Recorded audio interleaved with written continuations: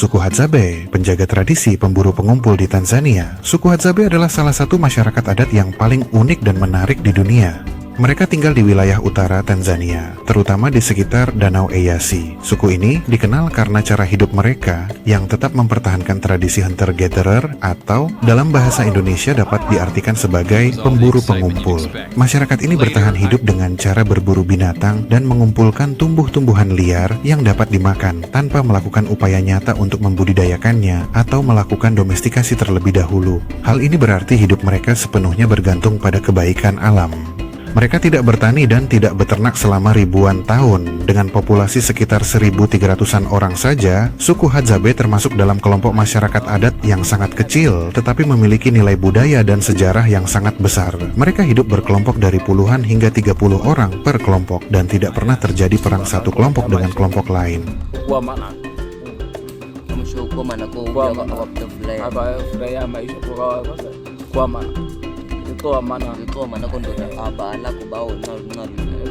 Sejarah dan asal-usul Hadzabe diyakini sebagai keturunan langsung dari salah satu populasi manusia pertama yang tinggal di Afrika Timur.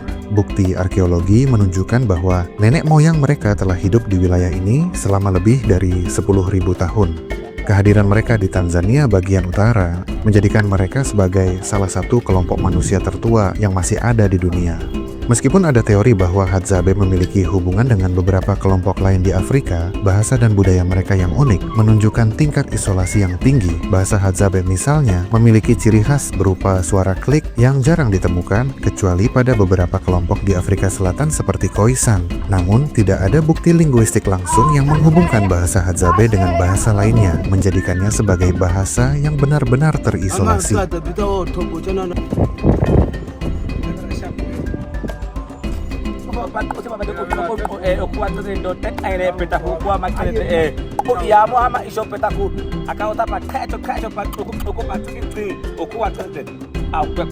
Kehidupan sehari-hari suku Hadzabe terlihat kotor, berkulit hitam, gigi penuh jigong dan kuning karat cenderung tidak terbiasa untuk mandi atau membersihkan tubuh mereka, termasuk menggosok gigi mereka dengan cara yang kita anggap umum. Mandi adalah cara pandang makhluk modern dalam menilai kebersihan, tapi cara pandang bersih di suku Hadzabe itu berbeda. Bersih menurut mereka lebih mengandalkan kebiasaan hidup yang dekat dengan alam, di mana kebersihan tidak diukur dengan cara yang sama seperti dalam masyarakat modern.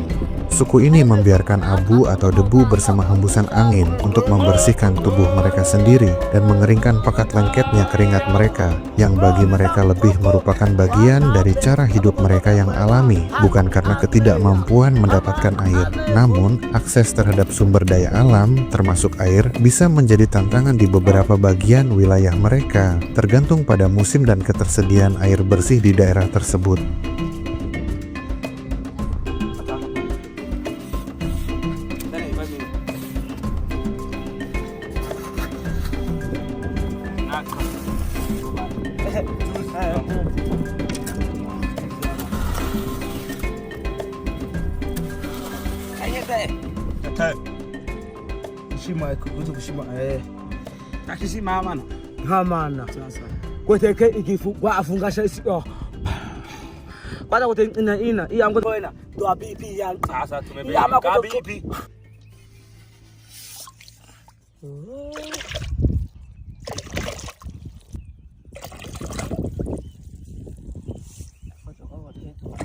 Pada umumnya mereka menggunakan air dari mata air, sungai, atau danau terdekat, dan mereka lebih memilih hidup sesuai dengan lingkungan alam mereka. Bahkan mereka tak segan meminum air mentah nan keruh. Sistem imun mereka secara alami sudah meningkat dan beradaptasi menjadi lebih kuat.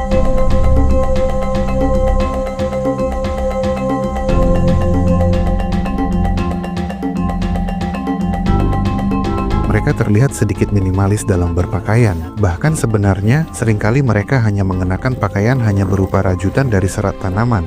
Seiring berjalannya zaman mereka mendapatkan pakaian, namun tetap tidak meninggalkan budaya, mereka dengan tetap mengenakan kulit binatang seperti kera, antelop, dan babi sebagai pakaian mereka dengan cara yang sangat sederhana, tanpa dijahit bahkan hanya diselempangkan di tubuh mereka. Mata pencaharian tradisional suku Hadzabe hidup sebagai pemburu pengumpul. Mereka berburu hewan liar seperti burung, babi hutan, kijang, dan antelop dengan menggunakan busur dan panah.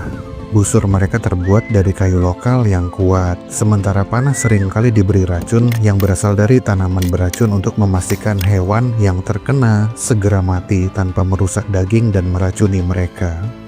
Suku Hadzabe seringkali memakan daging hewan buruannya langsung setelah berburu tanpa memasaknya. Ini termasuk berbagai bagian tubuh hewan seperti daging, jeroan, dan isi perut yang menurut mereka sangat bernutrisi. Mereka percaya bahwa makanan mentah ini memberi mereka kekuatan dan energi, serta merupakan cara yang paling alami untuk mendapatkan nutrisi dari hewan yang mereka buru. Suku Hadzabe menggunakan racun dari tanaman lokal untuk melapisi ujung panah mereka, yang membuat senjata ini lebih efektif saat berburu. Salah satu tanaman beracun yang sering digunakan adalah Adenium obesum yang dikenal sebagai mawar gurun atau desert rose. Tanaman ini memiliki getah yang mengandung zat beracun seperti glikosida kardiak yang mampu melumpuhkan atau membunuh hewan buruan dengan cepat. Getah dari batang atau akar tanaman ini diambil dengan hati-hati, kemudian dipanaskan hingga mengental untuk meningkatkan daya rekat dan efektivitas racunnya. Setelah itu, getah yang telah diolah dioleskan ke ujung panah. Racun ini bekerja dengan menyerang fungsi jantung hewan, menyebabkan kelumpuhan atau kematian dalam waktu singkat tanpa merusak daging hewan yang akan dikonsumsi. Penggunaan racun ini menunjukkan kemampuan Hadzabe dalam memanfaatkan pengetahuan tradisional tentang tumbuhan lokal untuk mendukung cara hidup mereka sebagai pemburu pengumpul. Berbahaya untukku dan untukmu juga. Saat menembak seekor hewan, racunnya masuk ke dalam darah dan menuju jantung. Racun ini membuat tubuhnya berhenti bergerak, kemudian hewannya terjatuh. Racun ini bekerja pada impala, kerbau, zebra, jerapah, dan semua hewan besar. Selain berburu, suku Hadzabe mengonsumsi berbagai jenis madu, umbi-umbian, dan biji-bijian yang ditemukan di lingkungan sekitar mereka. Madu menjadi salah satu makanan favorit mereka, terutama madu liar dari lebah lokal yang memiliki rasa manis alami dengan sedikit keasaman, tergantung pada bunga yang menjadi sumber nektar. Untuk umbi-umbian, mereka mengumpulkan jenis-jenis umbi liar dari spesies tanaman seperti Vigneanatau dioscorea, yang biasanya memiliki rasa netral hingga sedikit manis dengan tekstur yang lembut setelah dimasak. Umbi ini kaya akan karbohidrat, sehingga menjadi sumber energi yang penting. Sementara itu, biji-bijian seperti biji baobab atau kacang-kacangan liar sering dikonsumsi sebagai makanan pendamping. Biji baobab misalnya memiliki rasa yang sedikit asam dan kaya nutrisi, sedangkan kacang liar memiliki rasa gurih alami dengan tekstur renyah. Kombinasi madu, umbi, dan biji-bijian ini tidak hanya memberikan nutrisi, tetapi juga mencerminkan pengetahuan mendalam suku Hadzabe tentang sumber daya alam yang tersedia di habitat mereka. Suku Hadzabe, meskipun masih mempertahankan gaya hidup tradisional sebagai pemburu pengumpul, telah mulai menggunakan peralatan modern seperti panci untuk memasak dan garam sebagai bumbu, hasil dari interaksi mereka dengan masyarakat sekitar. Panci dan garam biasanya diperoleh melalui barter dengan kelompok tetangga seperti petani Datoga. Dan tak jarang pula para wisatawan yang seringkali penasaran dengan suku Hadzabe ini, dengan sengaja membawa garam dan panci sebagai hadiah untuk mereka. Adaptasi ini menunjukkan bagaimana suku Hadzabe mulai mengintegrasikan elemen-elemen dari dunia modern ke dalam kehidupan mereka, tanpa sepenuhnya meninggalkan tradisi mereka yang bergantung pada alam. Mereka memiliki kulit lebih tebal daripada manusia pada umumnya, terutama di bagian telapak tangan dan telapak kaki. Itu karena mereka menjalani hidup yang cukup keras, tapi bukan berarti mereka itu menderita. Hanya saja mereka terbiasa memegang dan memanfaatkan anggota tubuh mereka secara maksimal yang menyebabkan lapisan kulit mereka lebih tebal. Terlihat mereka lebih toleran terhadap rasa panas dan air yang mendidih. Kehidupan mereka sangat tergantung pada kekayaan alam di sekitarnya, dan mereka memiliki pengetahuan yang mendalam tentang flora dan fauna lokal. Tempat tinggal suku Hadzabe tidak memiliki rumah yang permanen. Mereka tinggal di tempat penampungan sementara yang dibangun dari ranting dan daun, karena mereka hidup secara nomaden atau berpindah-pindah. Ketika sumber daya alam di sekitar jelajah mereka sudah menipis, mereka akan berpindah tempat dan begitu seterusnya. Tempat tinggal ini mudah dibongkar dan dipindahkan ke lokasi baru sesuai dengan kebutuhan mereka mencari makanan. Struktur sosial komunitas Hadzabe tidak memiliki hierarki sosial yang ketat, tidak ada kepala suku atau pemimpin formal. Keputusan biasanya diambil secara kolektif dan semua anggota kelompok memiliki suara yang sama dalam pengambilan keputusan. Struktur sosial ini mencerminkan cara hidup egaliter mereka. Egaliter adalah sistem atau pandangan yang menekankan kesetaraan, di mana semua orang dianggap setara dalam hak, status, dan kesempatan tanpa diskriminasi, di mana sumber daya dibagi secara merata di antara anggota kelompok. Kalian dapat melihat bekas luka di bawah mata mereka. Ya, itu adalah bekas luka, dan hampir semua anggota suku mendapatkannya saat mereka masih kecil. Ketika anak-anak terlalu sering menangis, ibu mereka akan menggoreskan pisau di pipi atas, di bawah matanya, agar ketika anak mereka menangis akan merasakan perih di luka itu, sehingga anak-anak mereka terbiasa untuk tidak menangis. Terlihat kejam memang, tapi itu solutif dan budaya dan tidak pantas didebatkan, layaknya sunat bagi umat muslim. Saya sering menangis. Ibu saya tidak menyukainya. Jadi dia membuat luka ini di wajah saya. Bahasa Hadza adalah salah satu bahasa paling unik di dunia. Seperti disebutkan sebelumnya, bahasa ini memiliki suara klik yang khas, mirip dengan bahasa-bahasa Khoisan di Afrika bagian selatan. Namun, bahasa Hadza tidak memiliki hubungan langsung dengan bahasa lainnya, menjadikannya salah satu bahasa paling langka di dunia. Bahasa ini digunakan dalam komunikasi sehari-hari dan dalam ritual adat mereka. Namun, karena pengaruh dari modernisasi dan tekanan dari budaya lain, jumlah penutur bahasa Hadza semakin berkurang.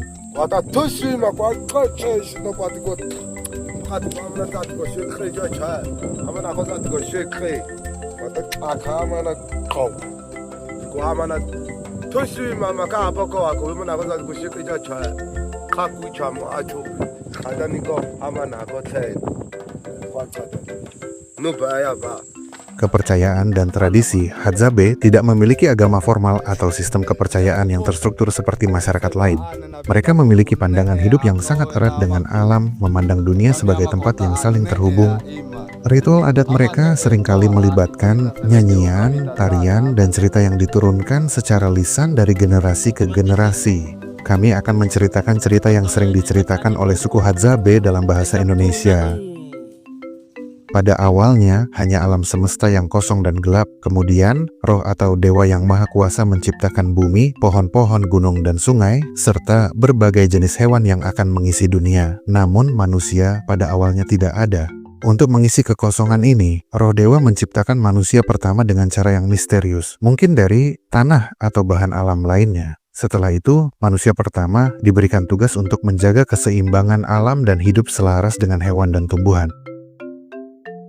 Suku Hadzabe percaya bahwa pada saat manusia pertama kali muncul, mereka hidup tanpa peraturan atau struktur sosial. Mereka mulai berburu dan mengumpulkan makanan, berinteraksi dengan hewan, dan belajar dari alam sekitar mereka.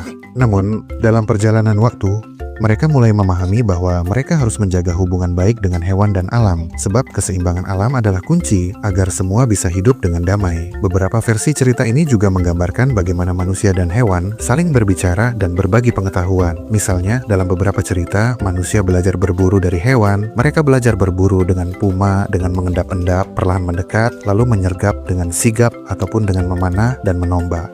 Para leluhur mereka mengajarkan pentingnya berburu dengan cara yang adil dan tidak merusak alam, karena mereka percaya bahwa alam dan semua makhluk di dalamnya memiliki roh yang harus dihormati. Hadzabe juga menghormati leluhur mereka, meskipun tidak ada penyembahan formal terhadap roh atau dewa tertentu. Bagi mereka, alam adalah pusat kehidupan, dan menjaga keseimbangan dengan alam adalah inti dari cara hidup mereka. Tantangan yang mereka hadapi adalah perampasan lahan. Salah satu tantangan terbesar yang dihadapi Hadzabe adalah hilangnya lahan tradisional mereka. Wilayah tempat mereka tinggal seringkali diambil alih untuk pertanian, peternakan, atau pengembangan pariwisata. Konflik dengan peternak lokal yang membutuhkan lahan untuk menggembalakan ternak juga menjadi masalah utama. Tekanan dari modernisasi telah membawa perubahan signifikan dalam kehidupan Hadzabe. Sebagian dari mereka mulai meninggalkan cara hidup tradisional untuk tinggal di permukiman tetap dan mencari pekerjaan di kota-kota.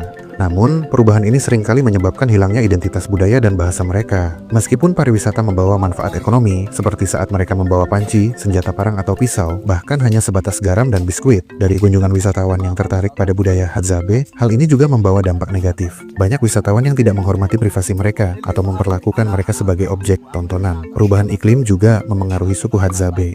Kekeringan yang berkepanjangan mengurangi ketersediaan air dan makanan, sehingga menyulitkan mereka untuk bertahan hidup dengan cara tradisional mereka.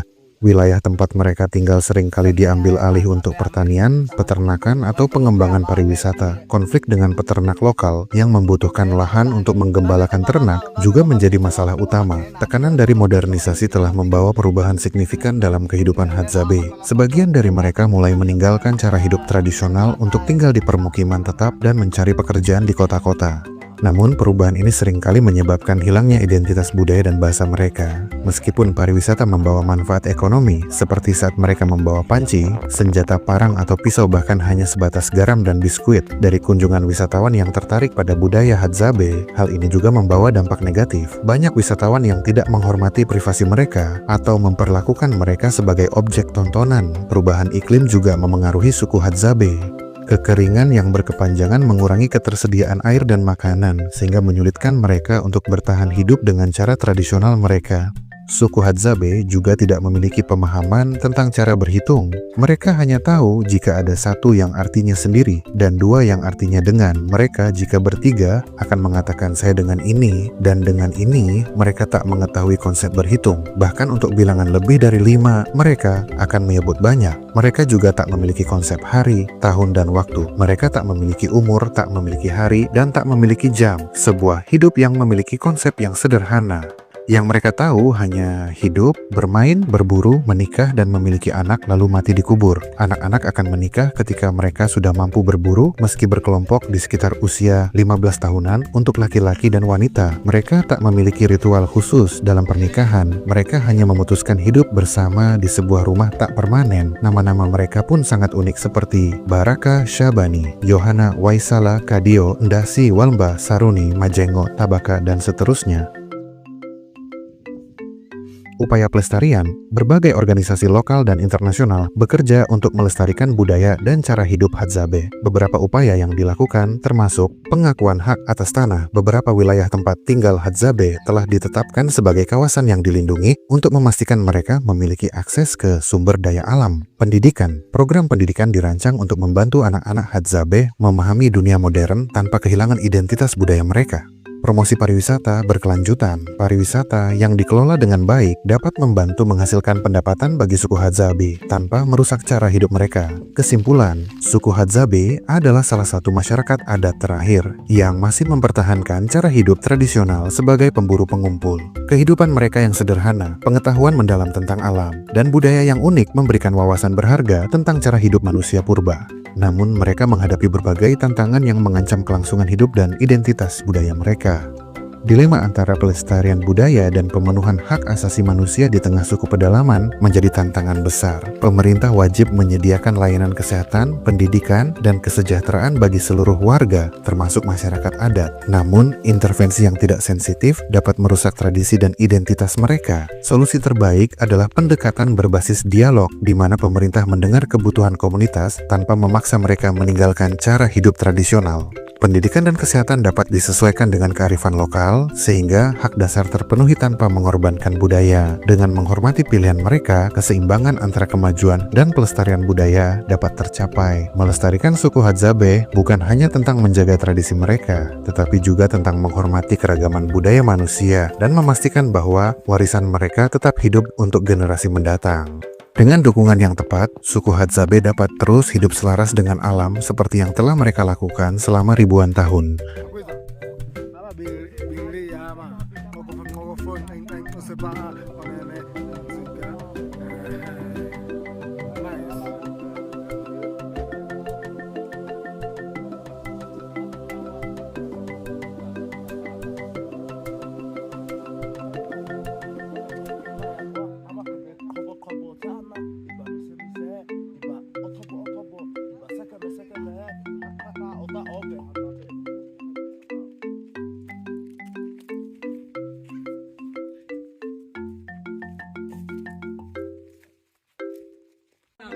tena ina.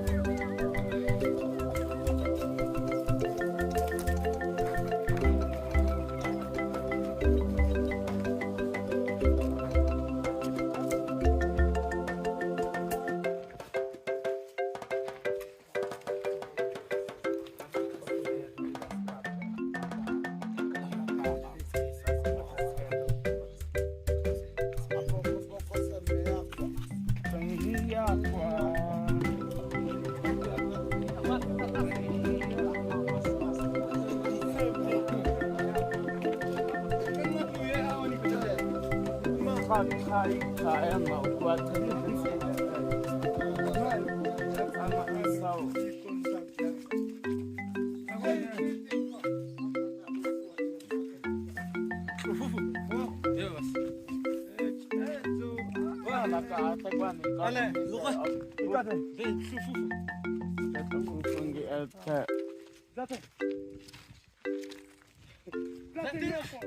Awilo.